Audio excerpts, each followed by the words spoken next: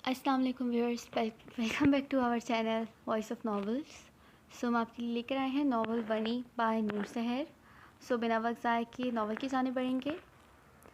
वो सर्दियों की एक उदास शाम थी जो अपनी उदासी उसके दामन में भरने चली आई थी। कल तक तो सब ठीक था, पर इंसान कौन सा जानता है कि आने वाला वक्त उसके लिए क्या लेकर आएगा। कल तक वो भी नहीं जानती थी कि इसकी तकदीर इसके लिए क्या फ़ैसला लिख चुकी है। मन्नू ने बहुत बेयकीनी से अपने बाप की तरफ देखते हुए कहा था, अब्बा आप ही तो दुआ में मांगते थे कि अल्लाह आपकी मन्नू को दुख ना दे, तो ये क्यों कर रहे हैं आप मेरे साथ? क्यों ये उम्र भर का दुख मेरी झोली में डाल रहे हैं? मन्नू ने रोते हुए अपने बाप से सवाल किया। मन्नू, एहसान का झुका हुआ सर मज़ीद झुक गया। उनमें हिम्मत ही ना रही कि वो अपनी बेटी की तरफ देख सकें, वो बेटी जिससे उन्होंने बहुत दुआओं के बाद हासिल किया था, 2 बेटों के होते हुए। मनवर एहसान की शदीद ख्वाहिश थी कि उनका रब उन्हें बेटी की रहमत से नवाज दे। 14 साल बाद मन्नू के पैदा होने पर वो बहुत खुश थे कि अल्लाह ने उनकी सुन ली थी। वही क्या घर का हर फर्द इस छोटी सी गुड़िया को देखकर बहुत खुश था। इसके भाइयों का बस नहीं चलता था कि वो उसे अभी पूरे गांव में घुमा लाएं, और उसकी दादी उन्हें उठाने ना देती थी कि वो उसे गिरा देंगे। वजी भाई तो दादी से पूरा एक दिन नाराज़ रही। वो छोटी गुड़िया को हाथ क्यों नहीं लगाने देती, जबकि उनके ख्याल में वो उससे 14 साल बड़े हैं तो उससे आसानी से संभाल लेंगे। और उसे गोद में लेने के बाद उन्होंने बेसाख्ता कहा था, ये मेरी गुड़िया है दादी, मैं इसे किसी को नहीं दूंगा।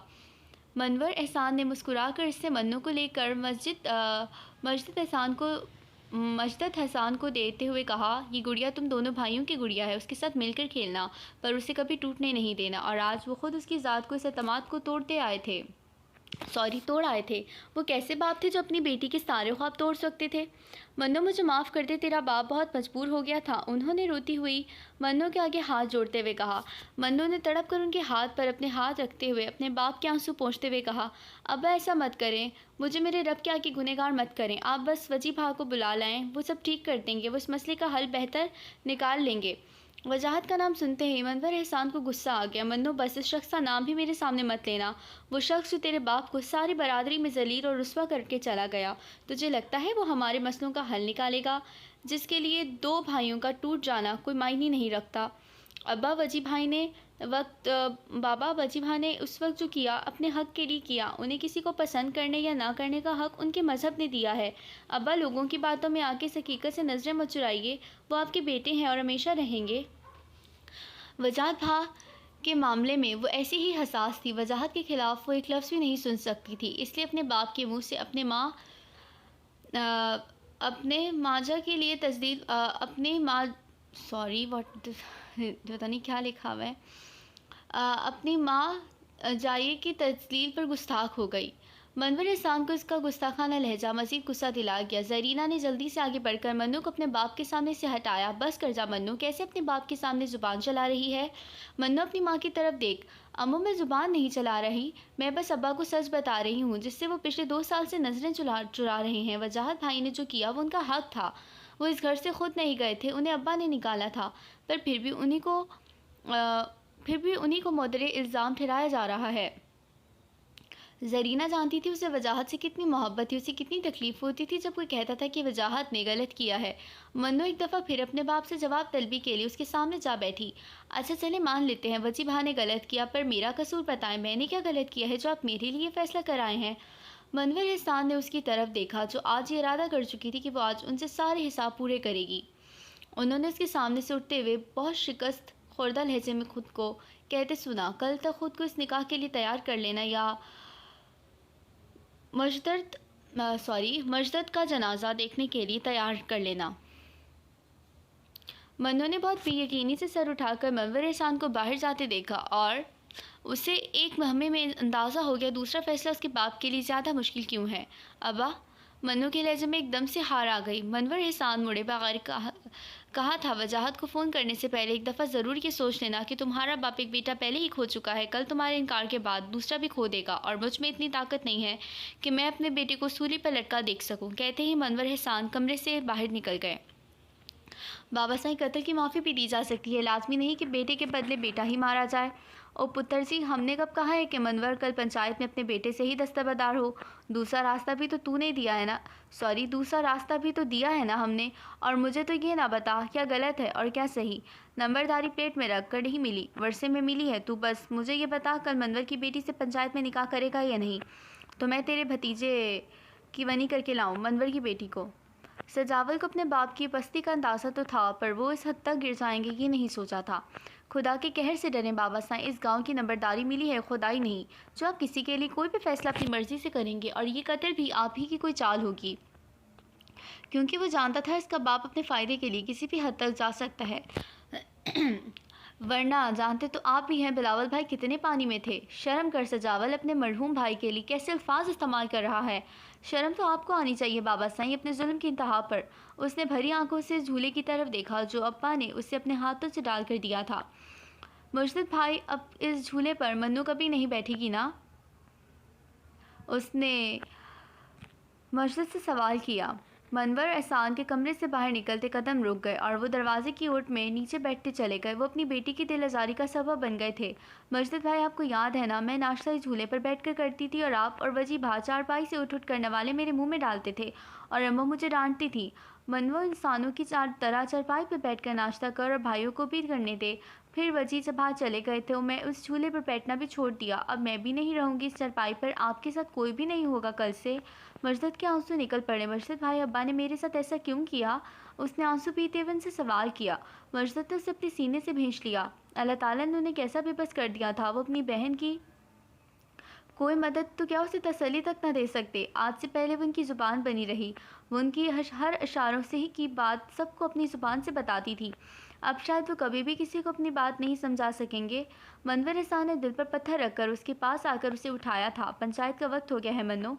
उसे लगा इसकी मौत का वक्त आ गया है। उसने अब्बा की तरफ देखा। उसके लिए फ़ैसला करना मुश्किल ना था कि उसके बाप ने अल्फाज किस मुँह से अदा किए हैं। इसके बाप का सर झुका हुआ था, पर उसकी किसी गलती की वजह से नहीं, अपने जुल्म की वजह से। जरीना ने आगे बढ़कर उसे गले लगाया था। इसके आंसू नहीं निकल रहे थे, वो बस अपने बाप की तरफ देख रही थी। उसी लम्हे उसके ताया घर में दाखिल हुए थे। चलो मनवर, पंचायत में सब इंतज़ार कर रहे हैं। जरीना ने उसके सर पर दुपट्टा दिया था। वो नहीं जानती थी कि इसने घर से पंचायत तक का फासला कैसे तय किया था। वो बस इतना जानती थी वो इस घर के मकीनों को दोबारा नहीं देख सकेगी। बेटी थी, बाबा को बोझ नहीं। तेरे आंगन की चिड़िया थी, कोई खेल नहीं। माना तेरी इज्जत और अस्मत मुझसे है, पर ख्वाहिशों से भरा दिल था मेरा, गुड्डियों सी बेहिसास नहीं। दुआओं में मेरे लिए दुआ ना मांग कर खुद अपने हाथों से मुझे दुखदान किए। मेरे लिए तेरा ये तोहफ़ा ही सही। ख्वाब था मेरा भाइयों के कंधे डोली चढ़कर जाने का। तूने खोद दी गमों की कब्र, तो जनाजा ही सही। इस नीम के पेड़ पर अपने हाथ से डाले मेरे झूले को जला देना। जो मेरी ज़ात को ख़त्म कर दिया, तो मेरा अक्स भी नहीं भीड़ चढ़ती हैं बेटियाँ ही ज़माने की रीत रवाजों के आगे। तुम्हें मुबारक बेटियों की खुशियाँ, मैं नहीं तो ना सही। मनवर एहसान इसका गज पर जो वो जाते हुए मस्जिद को उन्हें देने का कह कर गई थी, उसके हाथ से लिखे अल्फाज पढ़कर धाड़े मार मार कर रो दिए। मन्नो, माफ़ कर दे अपने बाप को। उन्होंने रोते हुए दिल से दुआ की थी। मस्जिद ने उनकी गोद में सर रख दिया। वो शिकवा करना चाहते थे वो उसे कत्ल कर देने पर मन्नू के साथ ही जुल्म ना करते। सजावल ने दो लोगों के साथ आते इस लड़की को देखा था जो बगैर किसी हार सिंगार के आज उसकी दुल्हन बनने जा रही थी। दुल्हन तो उसने कहा था, पर क्या वो इस लड़की को खुद कभी कबूल कर पाएगा? उसने खुद से सवाल किया। उसके पीछे अफजल चचा थे। भला अफजल चचा को उनसे क्या ताल्लुक? क्या अफजल चचा के रिश्तेदारों से बिलावल भाई का कत्ल हुआ है? उसने हैरत से सोचा। ये तजस्सुस भी तब ख़त्म हो गया जब निकाह में लड़की का नाम सुना।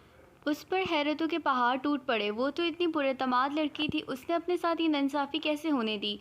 निकाह हो चुका था। उसके बाप ने बहुत हमसखराना लहजे में कहा था, उठ सजावल, अपनी वनी हवेली ले चल। उन्होंने मुनव्वर एहसान की तरफ देखा, जिनका रंग इस बात पर पीला पड़ा था। उन्होंने आगे बढ़कर मुराद सयाल के पाँव पकड़ते हुए कहा, मुराद, मेरी बेटी पर मज़ीद कोई जुल्म ना करना। मुराद सयाल ने उन्हें धक्का देकर आगे बढ़ गए। मन्नो अपने बाप की तस्लीम पर तड़प उठी थी। वो उनको उठाने के लिए आगे बढ़ने लगी जब उसके कानों में मुराद सयाल की आवाज़ पड़ी। दिलावर लड़की को गाड़ी में बिठा। उसने वही अपने कदम रोक लिए, मुराद सयाल के डर से नहीं, अपने बाबा को मज़ीद तस्लीम से बचाने के लिए। चलें जी। इसके पीछे खड़े आदमी ने उसे आगे चलने का हुक्म दिया। उसने कदम आगे की तरफ बढ़ा दिए, क्योंकि वो जान गई थी उसे अब उन्हीं लोगों के हुक्म पर चलना है। अब हकदार बदल गए थे। मुनव्वर एहसान ने उठकर उसके सर पर हाथ रखा। जा पुत्र, खुशियां भरी जिंदगी मुकद्दर बने। उन्होंने नम आंखों से उसे दुआ दी। उसने आंखों की जुबान में उनसे पूछा था, क्या ऐसा मुमकिन हो सकेगा अब? उनका सर झुक गया उसकी सवाल करती नज़रों के सामने। वो चली गई थी जब सजावल ने आगे बढ़कर उनके हाथों पर अपने हाथ रखकर उन्हें यकीन दिलाया कि वो उनकी बेटी के साथ अब कोई नाइंसाफ़ी नहीं होने देगा। उसने उतने ठोस लहजे में उनसे कहा था कि उन्हें यकीन हो गया कि वो मन्नू के लिए अच्छा हमसफ़र साबित होगा। उसे हवेली लाने के बाद मुराद सयाल की अदालत में पेश होने का हुक्म दिया गया था। हर कोई उसे यूं घूर कर देख रहा था जैसे बिलावल का कत्ल उसी से हुआ हो। मुराद सयाल के साथ एक 30 से 32 साल की खातून खड़ी थी। उसके साथ एक बच्ची और 10 साल का बच्चा था। ये औरत और ये बच्ची बिलावल की बेटी और बीवी हैं। मुराद सयाल ने उनसे कहा था, तुम्हारे बाप ने उसे बेवा कर दिया है और ये बच्ची जिसने अभी कुछ दिन पहले ही बाबा कहना शुरू किया था, अब कभी अपने बाप को नहीं देख सकेगी। उसे नहीं पता था वो इतनी तौहीद क्यों बांध रहे हैं। ये सब मैं तुम्हें इसलिए नहीं बता रहा कि मैं उनका तारुफ करवा रहा हूँ। मैं सब तुम्हें इसलिए बता रहा हूँ ताकि तुम जान लो तुम्हें निकाह करके ज़रूर लाया गया है, पर तुम मेरे बेटे के सदके वनी की गई हो। और तुम जानती होगी कि जब कोई लड़की वनी होती है तो उसकी कोई इज्जत नहीं होती उस घर में जहाँ वो वनी होकर आती है। तो तुम निकाह करके ज़रूर लाई गई हो, पर इस हवेली में तुम्हें बहुओं जैसी कोई इज्जत नहीं मिलेगी और तुमसे जो कहा जाए तुम उसे करने की पाबंद हो। उसकी आंखों से आंसू निकल पड़े, पर उसने कहा, तो बस इतना ही। आपने अपने बेटे के खून का बदला मुझे यहाँ लाकर पूरा कर लिया है, पर अब आप मेरे बाप या मेरे घर के किसी फ़र्द को तंग ना कीजिएगा। आप अपनी मज़ीद तसल्ली मुझे जलील करके कर लीजिएगा, पर अपने बाप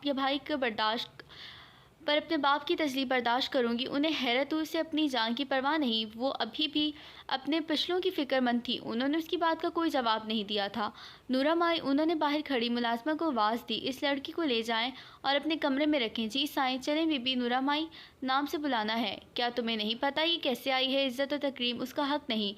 उसके पीछे खड़ी इस औरत ने कहा जैसे बिलावल की बीवी कहा गया था, और वो वहाँ खड़ी उसके लहजे में छुपी नफ़रत महसूस कर चुकी थी। उसे नूरा माई अपने कमरे में ले आई थी। बैठ जा बेटी। वो जो कमरे का जायज़ा ले रही थी, उन्होंने उससे कहा था, खाना ला दूँ तुझे? खाने के नाम पर उसे याद आया था उसकी माँ ने जो नाश्ता बनाया था, वो जूं का तू ही पड़ा रह गया था। उसने सर चटक कर कहा, नहीं भूख नहीं। नाम क्या है तुम्हारा? मन्नो। नहीं नहीं, हाँ अमीना नाम है मेरा। उसने बहुत पागलपन के अंदाज में उनसे कहा। उन्होंने तरस भरी निगाहों से उसे देखा था। कितनी खूबसूरत लड़की थी, इतनी हसीन तो यहाँ की बहुएं भी ना थी। उन्हें मानना पड़ा सजावल सयाल की वनी खूबसूरती में उनसे कहीं आगे थी। आप मुझे जाए नमाज ला देंगी? हाँ क्यों नहीं पुत्र, तू वज़ू कर ले, मैं ला देती हूँ, पर पुत्र पहले कुछ खा ले। उसने हाँ में सर हिलाया था और वो इसके लिए खाना लाई थी। उसने लुकमा तोड़कर खाना ही शुरू किया था। तुम जरीना की बेटी हो ना? उन्होंने उससे पूछा था। जी कहते उसे लगा था लुकमा उसके हलक में ही अटक गया और आंसुओं के गोले ने अंदर नहीं जाने दिया। उसने जल्दी से पानी का ग्लास मुँह से लगा लिया। फिर खाने के दौरान उन्होंने उससे कुछ नहीं पूछा। वो नहीं चाहती वो इस बच्ची को मज़ीद तकलीफ़ में डालें। वो खाना करके वज़ू करना चाहती थी। मेरे साथ आ जाओ, मैं दिखा दूँ कहाँ से करना है वज़ू।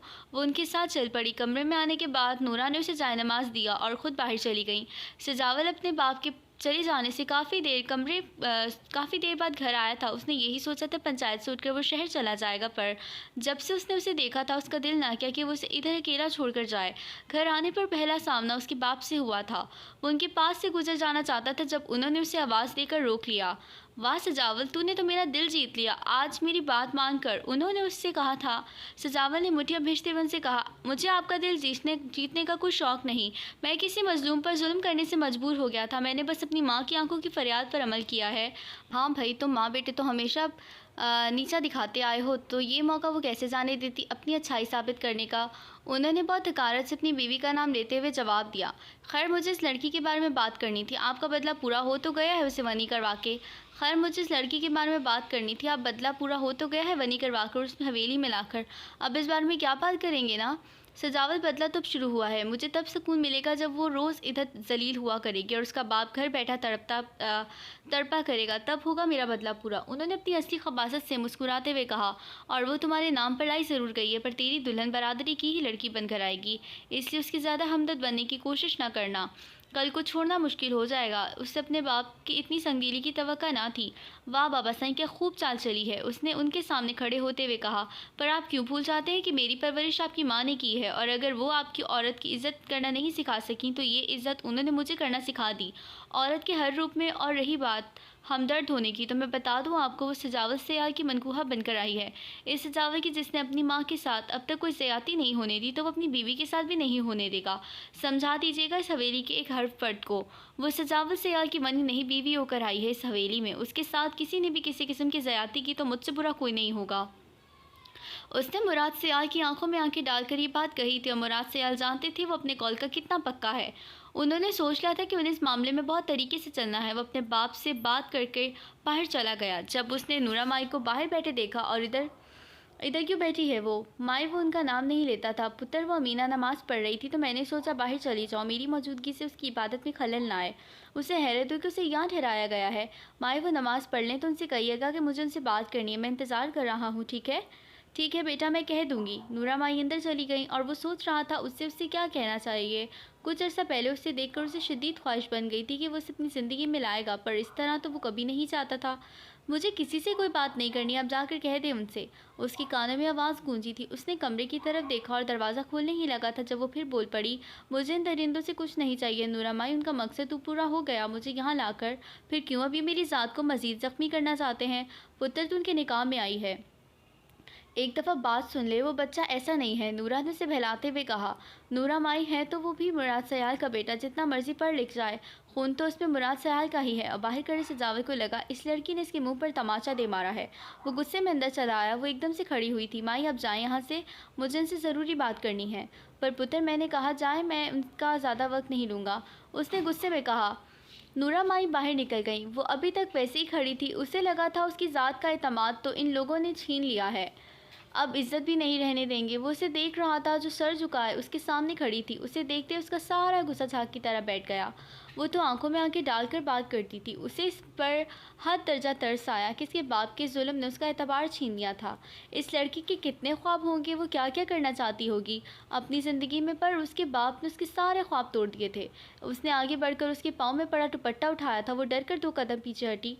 उसने दुपट्टा उठाकर उसकी तरफ बढ़ाया। उसने दुपट्टा उससे लेकर सर पर ओढ़ा था। सजावल का एक लम्हा के लिए दिल धड़का। उसने उसे जब भी देखा था काली चादर में देखा था जो उसने अपने आगे पीछे ओढ़ी होती थी। आज वो उसके बिना उसके सामने थी। वो उसे छूना चाहता था, महसूस करना चाहता था, पर वो ऐसा कर उसकी ज़ात पर मज़ीद ज़ख्म नहीं लगाना चाहता था। दुपट्टे के हाले में वो चांद सा चेहरा बिल्कुल मुरझाया हुआ था। उसका दिल चाह रहा था वो इसकी बालों से निकलती लटें अपनी उंगलियों से कानों के पीछे करके उसका चेहरा ऊपर उठाकर उसकी आंखों में आंखें डालकर बात करे, उसे बताया वो उसे हासिल करना चाहता था, पर ऐसे साथ की उसने कभी ख्वाहिश ना की थी। मैंने तुम ये सोच रही होगी कि जो चाहता था वो हो गया, पर यकीन जानो मैंने कभी भी नहीं चाहा था कि मैं तुमसे कोई भी रिश्ता ज़ोर ज़बरदस्ती कायम करूं। उसने मन्नू से मुंह मोड़कर कहा, क्योंकि उसे लगा था अगर वो कुछ देर उसकी तरफ देखता रहा तो उससे कोई गुस्साखी सरसद हो जाएगी। मन्नू ने उसकी तरफ देखा था, पर उसकी बात का कोई जवाब नहीं दिया, क्योंकि ये उसकी तकदीर थी जिसने उससे उसके सामने ला खड़ा किया। सजावल ने अपनी बात का कोई जवाब ना पाकर उसकी तरफ मुँह किया जो उसकी तरफ ही देख रही थी। वो खुद एतमादी से आंखों जो उसकी तरफ वो 2 खुद एतमाद सी आंखें जो उसकी तरफ जब उठी थीं, बहुत नागवारी से उठीं, आज आंसुओं से भरी थीं। उसने नाकों से आंसू चुनने के लिए कदम बढ़ाए थे जब उसने चिंघाड़ते हुए कहा, बस सजावल, एक कदम भी आगे नहीं बढ़ाना, वरना नताइज की जिम्मेदार तुम खुद होगे। वो रुक गया था, इसलिए कि नहीं कि वो उसकी धमकी से डर गया, बल्कि वो इसे अपना एतबार दिलाना चाहता था, इस रिश्ते का मान देना चाहता था जिसके हक़ के लिए वो उसकी ज़िंदगी में शामिल हुई थी। तुम्हें क्या लगता है तुम 2 जुमले मुझसे हमदर्दी के बोलोगे तो मैं तुम्हारी शान में कसीदे पढ़ने लगूंगी? उसने बहुत सख्त लहजे में मुझसे कहा था। मैंने ऐसा कुछ नहीं कहा मन्नू, जो तुम मेरी बात को हमदर्दी का नाम दे रही हो। फिर तुमने इसलिए कह दिया होगा कि चलो हमदर्दी की याद करके अपनी हवस पूरी कर लोगे। आखिर को तुम्हारे नाम पर उसकी बात अभी पूरी भी नहीं हुई थी कि जब सजावल का हाथ उठा था और उसके गाल पर अपना निशान छोड़ गया। वो इससे इतनी बेहुदा बात की तवक्का हरगिज़ नहीं रखता था। उसका हाथ अचानक ही उठ गया था। उसने उसे बाजू से पकड़ कर झंझोड़ दिया जो उसके रद्द-ए-अमल से सन्नाटे में आ गई। तुम इतनी घटिया सोच भी कैसे रख सकती हो? अगर मैं ऐसी कोई ख्वाहिश रखता तो मैं बहुत पहले पूरी कर चुका होता। उससे ज़्यादा तुम कर भी क्या सकते हो? मुराद सयाल, तुम मर्द ज़ात की हद यही तक तो है। Just shut up. उसने उसके मुंह पर हाथ रखते हुए कहा, अब एक और लफ्ज़ नहीं बोलना, तुम इस काबिल हो ही नहीं कि मैं तुम्हें अपना एतबार दिलाऊं। मन्नू ने डर कर आंखें बंद कर लीं। सजावल ने एक लम्हे के लिए इस मासूम से चेहरे की तरफ देखा और एक झटके से उसका बाजू छोड़कर बाहर चला गया। मन्नू ज़ोर से बंद होते दरवाजे की आवाज़ पर आंखें खोलने लगी और शुक्र किया कि वो वहाँ से चला गया था, वरना उसके बुलावे पर उसे यही लगा मज़ीद तावान उसकी ज़िंदगी के मज़ीद तावान उसकी इज़्ज़त लेकर पूरा किया जाएगा। मर्द ज़ात पर एतमाद करना उससे उसके अब्बा भाइयों ने सिखाया था। वो शहर जाने वाली अपने गांव की पहली लड़की कितना डरती थी। वो इन मुसाफिरों से भरी बस में सवार होने से अपनी तरफ उठने वाली नज़रों से परवजी भैया थे जो उसे हमेशा समझाते थे, गुड़िया दुनिया में 2 तरह के लोग हैं, अच्छे और बुरे। अगर आप खुद अच्छे हो तो कोई आपका बाल भी बेका नहीं कर सकता, और जो बुरा है उससे उसकी आंखों में आंखें डालकर बात करो ताकि वो जान जाए वो जिससे बात कर रहा है वो बहुत मजबूत हिसाब का मालिक है।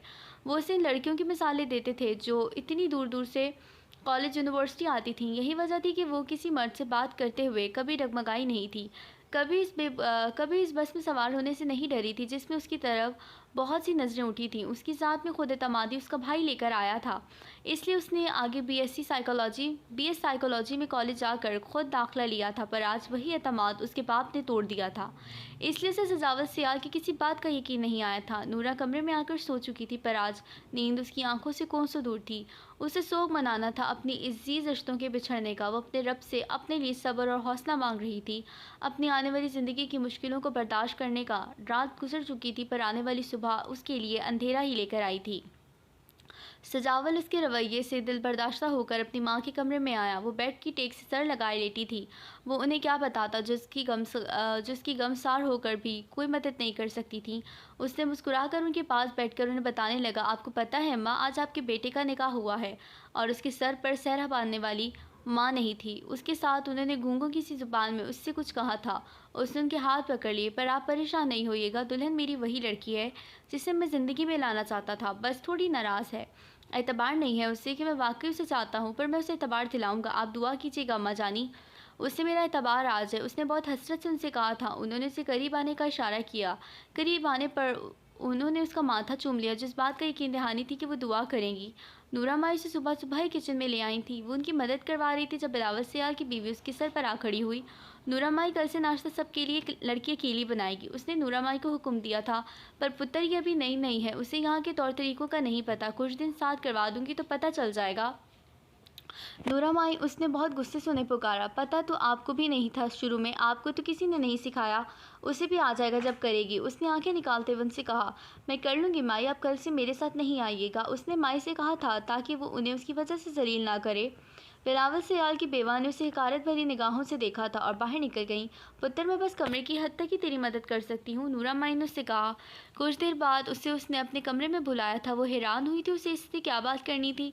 जब वो अंदर गई, बेड पर वही कल वाला बच्चा पैर लटकाए बैठा था। उसके जूतों के तस्मे बंद कर दो, उससे बंद नहीं हो रहे। मन्नू को लगा उससे बड़ी जिल्लत उसके लिए कोई नहीं। वो उसे क्या बावर करवाना चाहती थी कि उसकी जगह उनके कदमों में है। जिन लोगों का नाम भी सुनना उसे अच्छा नहीं लगता था, आज उनके बच्चे भी उसके हुक्म पर चलाएंगे, उसके ऊपर हुक्म चलाएंगे। उसने आंसू पीते हुए नीचे बैठकर उसके तस्मे बंद कर दिए। उसने तमजखर उड़ाती नज़रों से उसे देखा। जाओ, वो कमरे में आकर रो पड़ी। कैसी जिल्लतें चुनी है अब्बा आपने मेरे मन्नू के लिए, उसने रोते हुए अपने बाप से शिकवा किया। फिर आने वाले हर दिन में उसकी ज़ात को कचोले लगाए गए कचोके लगाए गए जाते, उस पर तंज करके, पर वो आगे से कुछ ना बोलती। उस दिन नाश्ता बनाते हुए उसके हाथ पर घी गिर गया। वो दर्द से बलबला उठी थी, पर बिलावल सियाल की बीवी ने उसे उसके ड्रामे का नाम दिया। नूरा माई उसके कमरे में आई थी और पता नहीं कहाँ से कोई दवाई लाकर उसके हाथ पर लगा रही थी। उसकी आंखों से मुसलसल आंसू गिर रहे थे। ज़्यादा दर्द ज़ख्म का था या उन जुमलों का जो बिलावल की बीवी ने उससे कहे, ना रो पुत्र, ये फौजिया बीबी तो शुरू से ही ऐसी हैं, हर वक्त जली भुनी रहती हैं। जब से बिलावल मरा है तब से और गुस्सा आ गया है तबीयत में। नूरा ने उससे कहा, मैंने कुछ भी नहीं किया कभी उनसे, मैंने कुछ भी नहीं कहा कभी उनसे।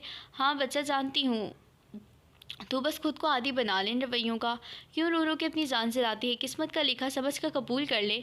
कबूल तो उसी दिन कर लिया था माई, जब अब्बा ने अपने हाथों से इन जालिमों को दान किया था। उसने आंसू पोंछकर उनसे पूछा था, अच्छा आप अम्मू को कैसे जानती हैं? लो, बचपन गुजारा है तेरी माँ के साथ, खेलते कैसे ना जानूंगी, और तू पूरी अपनी माँ जैसी है, तो फिर इधर कैसे आ गई? बस पुत्र, हालात तंग थे। अम्मा ने सयालों की हवेली खाने पकाने का काम कर लिया। बस फिर ज़िंदगी इधर ही गुजर गई, उनके काम करते, बातों का निश्तर सहते, अम्मा की भी और मेरी भी। उसे एकदम खौफ ने घेर लिया। तो क्या माई, मेरी भी ऐसे ही गुजर जाएगी ज़िंदगी? मुझे क्या अब मेरे घर से कोई नहीं मिलने नहीं आएगा? ना मेरी बच्ची, ऐसा क्यों सोचती है? अच्छे की उम्मीद रखनी चाहिए, अल्लाह सब्र करने वालों के साथ है। और सजावल साईं बहुत अच्छे हैं, वो ज़रूर तुझे यहाँ से लेकर जाएंगे। उस दिन के बाद उसने आज उसका नाम सुना था हवेली में, तो उस रात के बाद नज़र नहीं आया। उसने तजस्सुस के मारे पूछा, शहर रहता है, कम ही आता है गाँव। अपनी माँ से कहता उसे इधर अपने बाप के जुल्मों की वजह वो किधर होते हैं, माई से सुकून नहीं मिलता। उसने हैरत से माई की तरफ देखा, उनकी माँ भी है, क्योंकि वो जब से आई थी उसने ना किसी के मुँह से उनका नाम सुना था, न कभी देखा था। बस फौजिया बीबी की ही हुकूमत देखी थी। सजावल के दूसरे भाई की भी बीवी बच्चे थे, पर उसने कभी भी उन्हें किसी पर हुक्म चलाते नहीं देखा। हाँ पुत्र है, माँ पर बहुत बीमार है, चल फिर नहीं सकती। फालिज का अटैक हुआ था, उसके बाद कभी ठीक नहीं हुई। इलाज भी बहुत कराया सजावल साईं ने शहर ले जाकर, पर पता नहीं उनके खावन के गुनाहों की सज़ा उन्हें दे रहा है अल्लाह। साईं, फौजिया बीबी लाख बुरी सही, पर उनकी देखभाल खुद करती हैं। अच्छा, उसने हैरत से कहा। इसका घाव ठीक हुआ था या नहीं, पर दिल ज़रूर हल्का हो गया था। फिर आने वाले हर दिन में उसे जब घर की याद आती, वो नूरा माई के पास बैठकर उन्हें ढेरों किस्से सुनाती। ये नहीं था कि उसे घर याद ना आता था, बस वो कबूल कर चुकी थी अपनी किस्मत के लिखे को। ज़िंदगी बहुत अच्छी ना सही, पर गुजरने लगी थी। क़यामत तो उस दिन आई जब उसने फौजिया पर सजावल की माँ की देखभाल को झूठा ड्रामा कहा।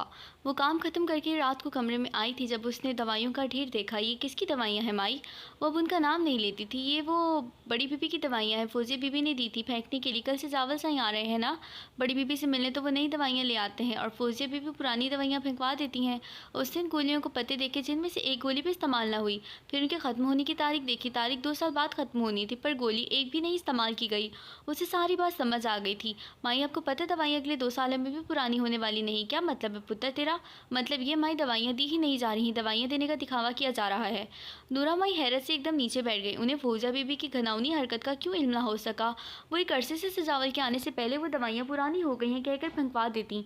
वो अनपढ़ औरत उनकी बात सच जानकर अमल करती आई थी। कल को वो आराम से उन पर इल्ज़ाम लगा सकती थी। मन्नो ने उनके पास आकर बैठते हुए कहा, अब क्या करेंगी माई? आप जाकर मुराद सयाल को बताएं उनकी बड़ी बहू हवेली पर हुकूमत करने के ख्वाब में पागल हो गई है और बीवी को मारने की कोशिश में है। ना पुत्र, इस तरह तो मामला और ख़राब होगा, क्योंकि मुराद सयाल तो खुद अपनी बीवी को मारने के चक्कर में है, क्योंकि मुराद सयाल की आधी जायदाद उनकी बीवी की विरासत से मिली हुई है।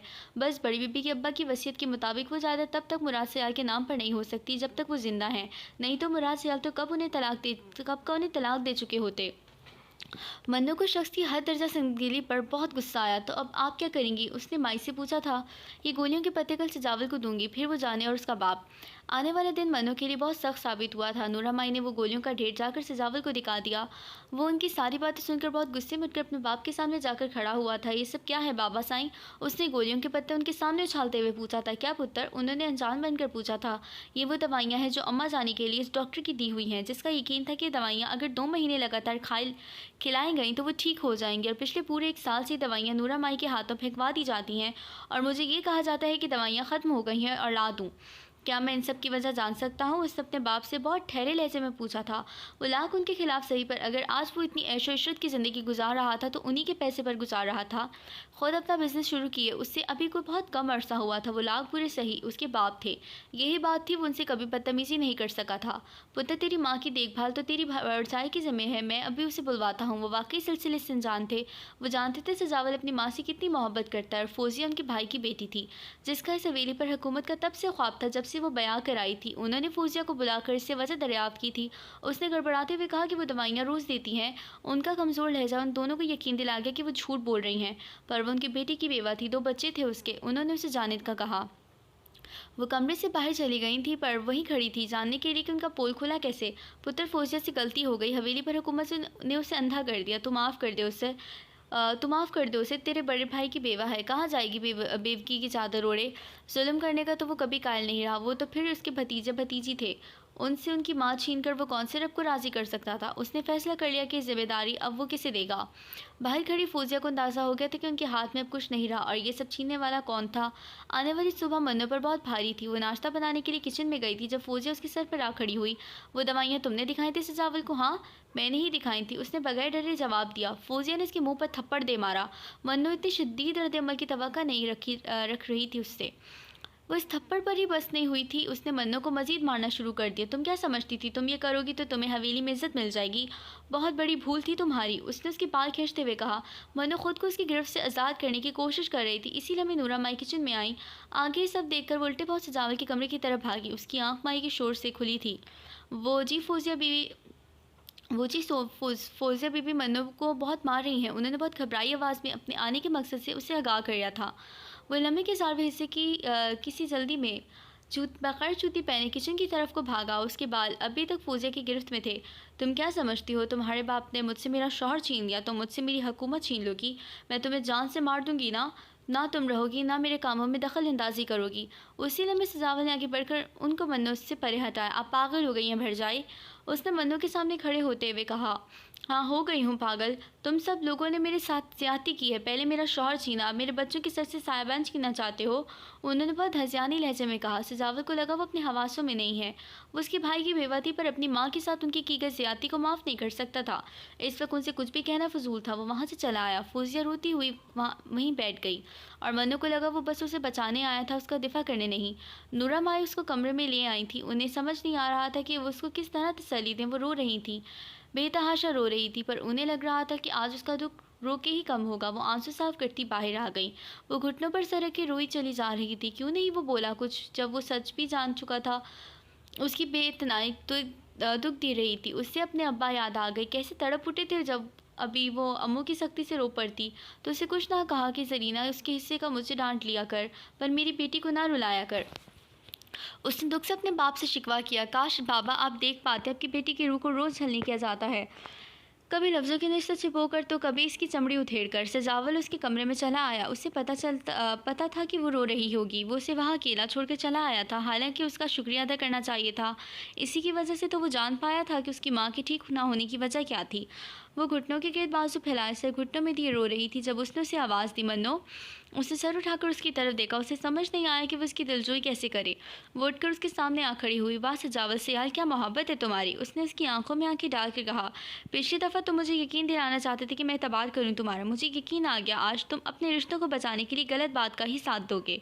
वो उससे बहुत कुछ कहना चाह रहा था, पर वो नहीं चाहता था कि वो आज अपनी आंखें झुकाए, जो बहुत अरसे बाद उसकी तरफ अपनी अज़ी नगवारी के साथ उठी थी। वो अंदाज़ा नहीं लगा सका कि वो खुद इतनी प्यारी थी या इस वक्त उसकी रोई हुई आंखें ज़्यादा प्यारी थीं। उसने उसे चुप देखकर कहा, तुम क्या बोलोगे, तुम जानते हो कि तुम कितने झूठे हो। उसने इसकी आंखों से नजर चुराते हुए कहा। क्या नहीं था इन आंखों में शौक़ का जहाँ महसूस करने की तमन्ना। वो उसके करीब हुआ था, उसके बालों को उसके माथे पर से हटा रहा था। वो उसके लम्स पर काम कर रह गई। कुछ हो जाने का खौफ लाहक हुआ। वो बोला तो सिर्फ इतना, आज के बाद इस हवेली में तुम्हें कोई हाथ तो क्या तुमसे कोई ऊंची आवाज़ में बात भी नहीं करेगा। अपनी अहमियत खुद बनाओ। तुम कोई लावारिस नहीं हो, इस घर की बेटी की बीवी हो, बाशऊर हो, तालीम याफ्ता हो। तुम जानती होगी कि औरत के हकूक़ क्या हैं, क्योंकि जो इज़्ज़त तुम खुद अपनी अहमियत का एहसास दिलाकर हासिल करोगी वो तुम्हें कोई भी नहीं दिला पाएगा। मैं तुमसे वादा करता हूँ, मैं तुम्हें यहाँ से बहुत जल्द ले जाऊँगा। उसने बहुत नरमी से उससे कहकर अपनी बात मुकम्मल की और उसके माथे पर अपने होंठों का निशान छोड़ा। मनु कितनी देर उस लम्स का एहसास अब खुद में महसूस करती रही। उसे हवेली आए तकरीबन 1 साल होने वाला था। सजावल ने ठीक कहा। उस दिन के बाद किसी ने उससे ऊंची आवाज़ में बात नहीं की। वो नहीं जानती थी कि उसने अपने बाप से क्या कहा होगा, पर वो इतना ज़रूर जान गई थी कि उसकी कही हर बात को सब अवलीन तरजीह देते हैं, वो खुद मुराद सियाल ही क्यों ना हो। अब कोई इस पर तंज नहीं करता। मुराद सियाल ने कभी उससे दोबारा वनी नहीं कहा था। उसने ठीक कहा था, उससे अपनी जगह खुद बनानी थी। सजावल की माँ की जिम्मेदारी उसे सौंपी गई। रोज़ दवाइयाँ देने की वजह से अब कुछ बोलने लगी थी। उनकी फिजियोथेरेपी के लिए डॉक्टर आता था, जिसका कहना था वो बहुत जल्द चलने लगेंगी। वो मन्नू को इतनी प्यार भरी नज़रों से देखती थी। वो उनके लाडली बेटी की बीवी थी, उसी के जैसे ख्याल करने वाली। वो रोज़ उन्हें खाना खिलाने के बाद अपने किस्से सुनाने लग जाती। वो महसूस कर सकती थी कि उसके लहजे में अपने घर वालों से मिलने की कितनी हसरत थी। भाइयों के जिक्र पर कितनी दफ़ा उसकी आंखें भर आई थीं। उसकी ज़िंदगी के हालात बेहतर हो गए थे। वो सजावल का शुक्रिया अदा करना चाहती थी। ये सब उसी की वजह से था, पर 4 महीने होने वाले थे, वो गाँव नहीं आया था। उसका फ़ोन आता था अपनी माँ के लिए, पर उसने उनसे कभी नहीं पूछा था कि वो कैसा है या कब आएगा। उससे मोहब्बत नहीं हुई थी, बस एक एहसास था जो उससे वाबस्ता हो गया था। फिर एक दिन उसे वो खबर सुनकर लगा कि वो फिर से ज़िंदा हो गई है। सुबह के टाइम जब वो चलकर नाश्ता करवा रही थी, जब मुराद सियाल बहुत गुस्से में उसके सर पर आ खड़े हुए थे, बहुत ज़ोर से उसका बाजू खींचकर उसे अपनी तरफ मोड़ा था। उसके हाथ से नवाला छूटकर ज़मीन पर जा गिरा। उसे लगा एक दफ़ा फिर उसका बुरा टाइम वक्त आ गया है। उन्होंने उसके मुंह के सामने वो कागज़ किया जो उनके हाथ में था। वो तो अभी तक इतने सख्त रद्द-ए-अमल की वजह नहीं जान पाई। कागज़ देखकर उसने बहुत अनजान नज़र से मुराद सियाल के चेहरे की जानिब देखा। ये तुम्हारे भाई ने मुझ पर केस करके अदालत की तरफ से नोटिस भेजा है। मन्नू को लगा मुराद सियाल ने उसे ज़िंदगी का परवाना दे दिया था। तुम्हें क्या लगता है मैं तुम्हें तुम्हारे बाप के हवाले कर दूंगा? नहीं, सोचना भी ना। तुम इस हवेली से बाहर जा सकोगी, ना ही कहीं जा सकोगी। वो इस वक्त कुछ भी सोचना नहीं चाहती थी। उसके जहन में सिर्फ एक ख्याल था कि उसे वजी भाव वापस आ गए हैं। ये ख्याल उसके लिए इतनी तकलीफ का बायस था कि उसे मुराद सियाल की कोई बात बुरी नहीं लग रही थी। भूल है तुम्हारे भाई की कि वो तुम्हें हासिल कर सकेगा। अभी वो जानता ही नहीं है कि उसने किसका गिरेबान पर हाथ डाला है। और बहुत बेदर्दी से इस कागज़ उसके मुंह पर दे मारा कि बेड पर फेंककर गुस्से में बाहर चले गए। उसे ज़रा दर्द का एहसास नहीं हुआ था। अपने घर जाने का एहसास ही उसके सुकून का बायस बना था। आपने सुना बीबजान, मेरे भाई मुझे यहाँ से ले जाएंगे, उसने सजावल की माँ के सामने बैठते हुए कहा। उन्हें उसे खुश देखकर बहुत अच्छा लगा था। हमेशा मुरझाई सी रहने वाली मनु इतनी सी खबर से खिल उठी थी। खुशी उसके लहजे से आया हो रही थी। उन्होंने उसे बोलकर दुआ दी थी, खुश रहो हमेशा। वो उनके बोलने पर और खुश हो गई। मैं अभी नूरा माई को बता कर आती हूँ। वो दरवाज़ा खुलकर आगे बढ़ी ही थी जब दरवाजे से अंदर आती मन्नू से टकरा गई। सॉरी, उसने मुस्कुराहट छुपाते हुए कहा, पर वो हैरतज़दा रह गया। उसके चेहरे पर खुशी के रंग फहरे देखकर अस्सलाम वालेकुम उसने उसे सलाम किया। वो जवाब देकर आपके लिए चाय लेकर आऊँ? वो आज उस पर मेहरबान क्यों हो रही थी? उसने सोचते हुए सर हाँ में हिला दिया। वो चली गई तो वो कमरे में आकर माँ से मिलने लगा। उसे प्यार देते हुए दुआ दी। उसके मुंह से दुआ के अल्फाज सुनते हुए उसे अंदाज़ा हो गया कि वो बहुत बेहतर हो गई हैं। लगता है आपकी बहू बहुत ख्याल रख रही है, उसने शरारती अंदाज में उनसे पूछा। उन्होंने इत्मीनान भरी मुस्कुराहट लेकर सर हाँ में हिलाया। और लगता खुश भी बहुत है। क्या मेरे आने का बताया था आपने? उसने राजदाराना अंदाज में उनके आगे होते हुए पूछा था। नहीं, लगा कि उन्हें लगा कि अगर उससे पता चल गया तो क्या वो भी खुश होगा। उन्होंने बेड पर पड़े उस कागज़ की तरफ इशारा करके कहा था। उसने उनके हाथ की सिमत में देखा। वो उस कागज़ को देखने के लिए बेड पर जाकर बैठा। कोर्ट की तरफ से आया वो कागज़ उसके दिल की दुनिया तबाह कर गया। वो तो उसे लेने आया था। उसे लगा अब उसका साथ क्या उसे दोबारा देखना भी नसीब नहीं होगा। ये नहीं था कि वो उसे खुश नहीं देखना चाहता था, पर ये उसकी कैसी खुशी थी जिसमें उसे उससे छीन लिया जाए। वो अपनी माँ के सामने घुटनों के बल बैठा था। वो मुझे छोड़कर चली जाएगी? उसने बहुत हसरत से उनसे पूछा, जैसे अपने ही ख्याल की नफ़ी चाहता हो। बाहर से आती मनु के कदम उसके मुंह से निकले अल्फाज सुनकर वहीं थम गए थे। तो क्या वो नहीं चाहता कि वो वापस चली जाए? आपको पता है अम्मा जानी, कल घर का हर काम ख़त्म हो गया था और मुझसे एक रात के गुजरने का इंतज़ार नहीं हो रहा कि कब सुबह और मैं उस कब सुबह हो और मैं उसको अपने घर में लेकर आ जाऊं। तो क्या वो कभी मेरे साथ उस घर में नहीं जाएगी? वो उसे उसकी रजामंदी जानकर यहाँ से लेने आया था। उसे यकीन था वो ना नहीं करेगी।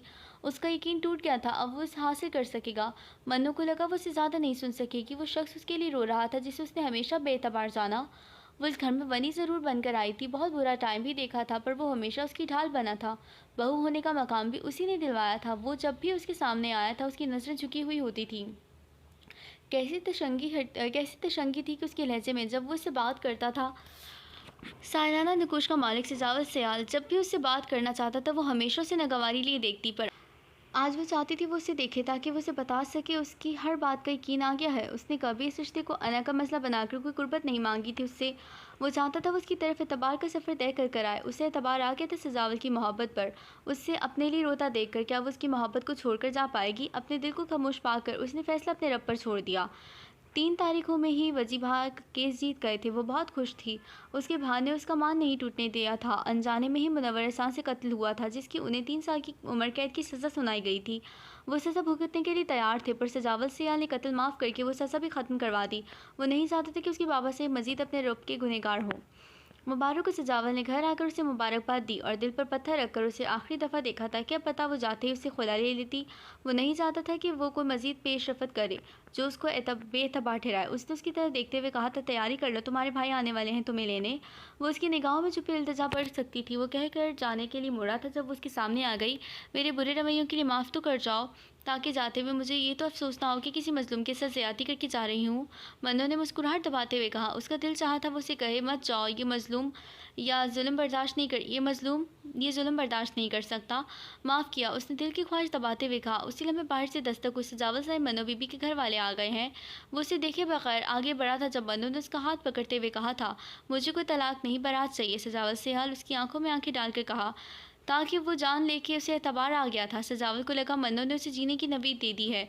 उसके हाथ पर हाथ रखकर उसने बहुत ठोस लहजे में कहा था, मैं बहुत जल्द अपनी मन्नू को लेने आऊँगा। वो अपने घर वापस आ गई। कितना रोई थी वो अब्बा के गले लगकर। अब्बा, मुझे लगता था मैं अब कभी आप लोगों को नहीं देख पाऊँगी, उसने रोते हुए कहा। उन्हें बताया था मुझे माफ़ कर दे। मन्नू, तेरे बाप ने सयालों के जुल्म सहने के लिए अकेला छोड़ दिया। नहीं अब्बा, ऐसे ना कहें, आपने उस वक्त जो किया बिल्कुल ठीक था। मन्नू अपने भाइयों के बगैर कुछ नहीं है। मन्नू 1000 दफ़ा वारी अपने वीरों पर। उसने मरसद के हाथों पर हाथ रखते हुए कहा, जो उसके वापस आने पर बहुत खुश था। उसके जाने के बाद उसी ने ज़रीना से वजाहत को बुलाने का कहा और वो अपनी माँ के एक दफ़ा बुलाने पर चला आया। उसके घर को उसकी ज़रूरत थी। उन्होंने आकर अब्बा से माफ़ी मांगी। मुनव्वर एहसान ने उसे गले लगाते हुए कहा था, तेरा बाप वक्त के हाथ बहुत मजबूर हो गया वजी, अपने बाप को माफ़ कर दे। मेरी मुन्नों को घर ले आ। वो उनका वो बेटा जो बिन कहे अपनी जिम्मेदारी निभाता रहा था, वो उनका मान था। वो कैसे ना उससे अपना दुख बताते, वो क्यों ना उससे इल्तिजा करते, वो उनकी बेटी वापस ला दे। वजाहत ने आगे बढ़कर उसका माथा चूमा और दुआ की थी कि उस जैसी बहन हर भाई को दे। उसे लगा था उसके सीने में दिल नहीं रहा। जब गाँव आने पर ये सब सुनने को मिला, उन्होंने अहद का कहा था वो अपनी बहन को उनका जुल्म नहीं सहने देंगे। उन्होंने नियत की थी कि बाकी मामले खुद ही तय पाएंगे।